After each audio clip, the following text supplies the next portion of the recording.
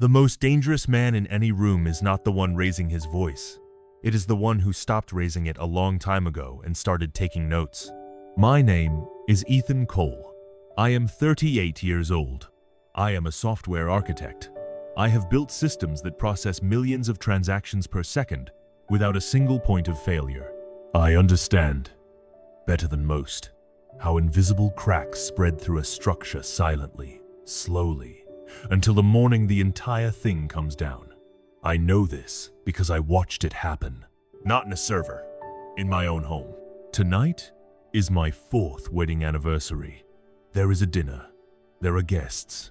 There are people in that restaurant right now, family, colleagues, business investors who believe they have been invited to celebrate 4 years of a marriage.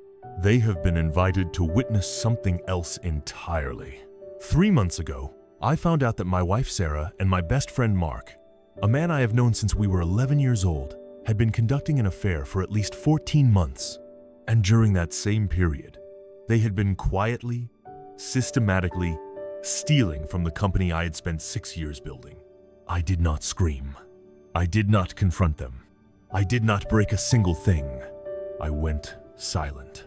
And tonight at the table I reserved, with the wine I selected, on the anniversary they nearly destroyed, I am going to show them exactly what silence costs when the wrong man practices it. It was a Wednesday, 11:14 at night. I remember the time because I checked the clock when my phone buzzed an automated alert from our company's accounting dashboard. A flagged transaction. Small, $3,200 routed to a vendor account I did not recognize. I almost ignored it. I had a deployment to review. I did not ignore it. The vendor account was registered under the name Corvin Logistics Solutions. I had never heard of it. Our operations manager, who is meticulous, had no record of approving it. I pulled the full transaction history. There were 11 similar payments over 7 months. Total, $41,000. All authorized under Mark's credentials. All routed through a subsidiary account that technically required 2 signatures to access. Mine and his. My signature had been forged, digitally replicated using a scanned copy of an older contract. I sat there for a long time. The coffee went cold. I began to trace the shell company registration. It took me 40 minutes. I am good at finding things that are meant to stay hidden. Corvin Logistics Solutions was registered in Delaware 5 months prior. The listed director, a holding entity called MBS Ventures, LLC. I traced MBS Ventures, Mark Bennett, Sarah Cole, their initials, their company, their plan. I closed the laptop. I stood up. I walked to the kitchen. I turned on the tap and I let the cold water run over my hands for I don't know how long. My chest was doing something I did not have a word for. It was not quite pain, and it was not quite grief. It was the feeling of a foundation giving way. Slow, irreversible. I thought about the day I met Sarah at a friend's gallery opening, the way she laughed with her whole body. I thought about the night I called Mark from the hospital at 2 in the morning when my father had a heart attack, and he drove 3 hours without being asked. I thought about every Sunday dinner and every business strategy session and every trust I had extended without reservation, because I believed, genuinely, completely believed, that these were my people. Then I dried my hands. I turned off the tap, and I made a decision that would take everything I had to keep. I would not confront them. Not yet. Not until I had everything. The next morning, I kissed her on the cheek. I asked if she wanted eggs. She said she was meeting a client for breakfast, and I said, "That's great, honey." And I meant none of it. And she suspected none of that. She did not look guilty. That was the part that surprised me most. She looked relaxed, almost luminous.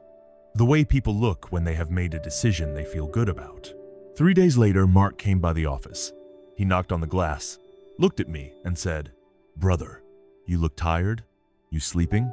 I leaned back, forcing a smile, and told him it was just late nights and that the Henderson deployment was giving us grief. He sat down uninvited, as he always did, and wanted to talk about the Q4 projections, claiming we were overextended on the infrastructure side.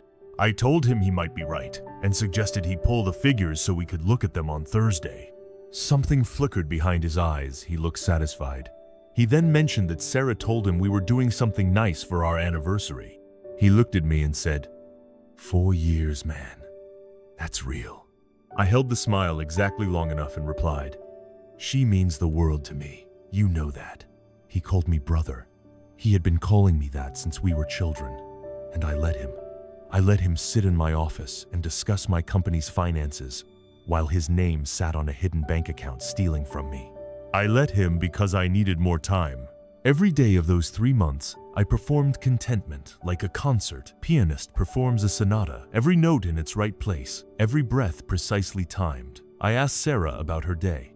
I attended Mark's birthday dinner. I laughed at his jokes. I clinked glasses.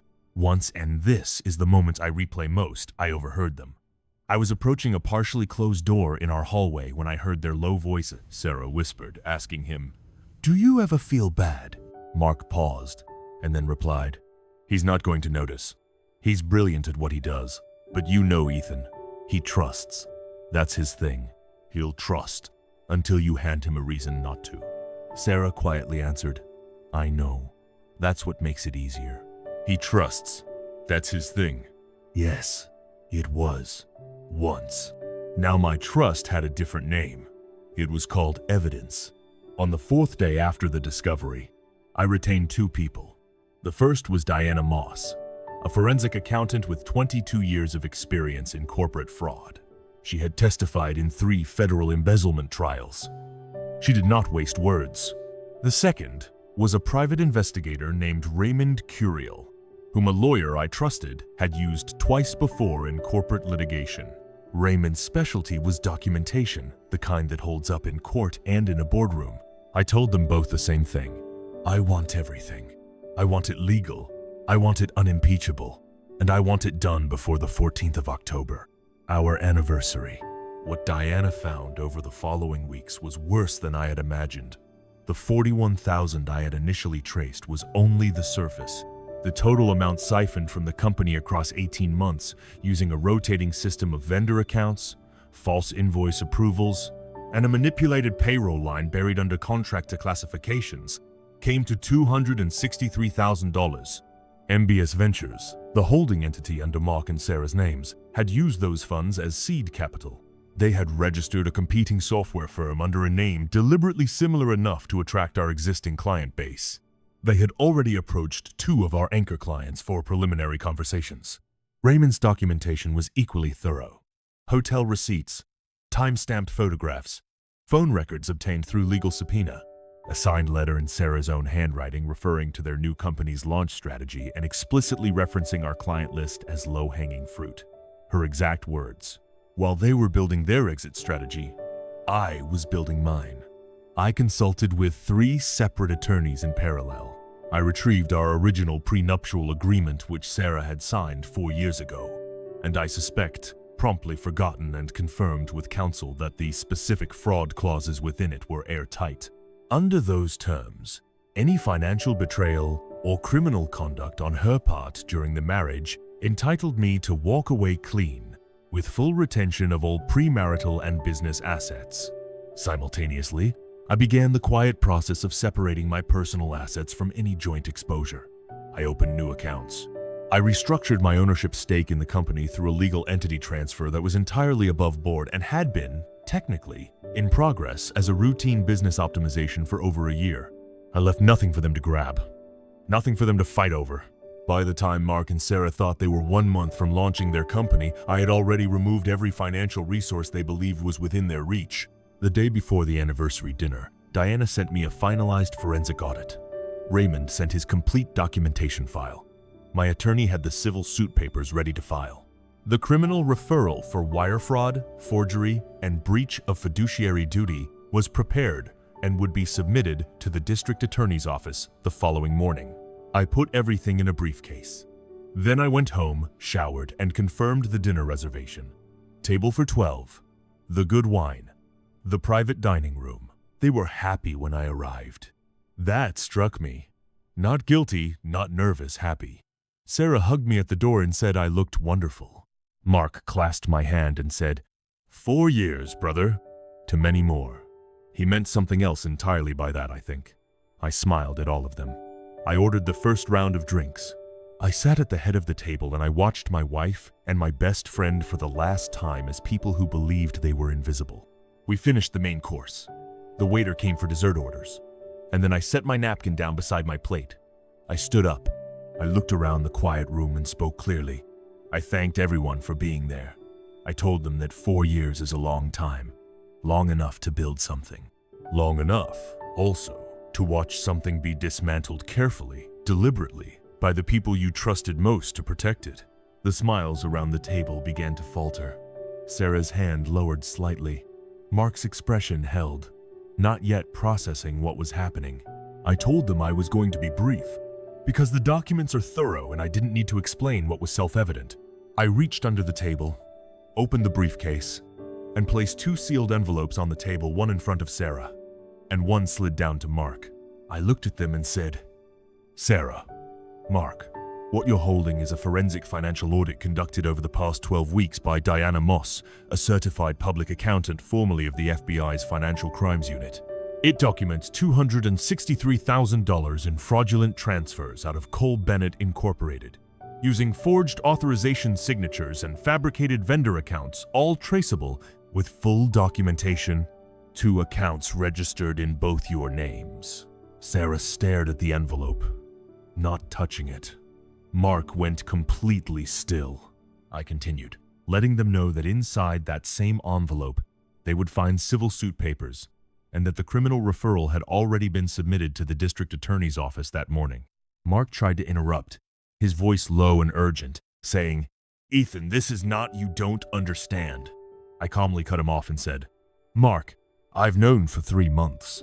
Please don't explain it to me." He closed his mouth in absolute silence. I turned to Sarah. I told her that her envelope also contained a copy of our prenuptial agreement, specifically Section 9, Paragraph C, which she signed 4 years ago. I reminded her that her attorney at the time had advised her to push back on that clause, but she declined. I told her I remembered that conversation because it made me feel good about her character back then. I paused, looked at her, and said, "I've revised that interpretation." I explained to her that under that clause, she leaves this marriage with exactly what she brought into it. The joint accounts, the investment portfolio, her stake in the business, which had been legally transferred pursuant to a restructuring agreement weeks ago, none of it was reachable. My attorneys had been thorough. I looked around the table at the investors, my family, and the assembled faces. I told them I was sorry they came expecting a celebration, and that I had considered other venues for this. But since Mark and Sarah chose to do their damage quietly, in spaces that belonged to all of us, I decided the accounting should happen the same way.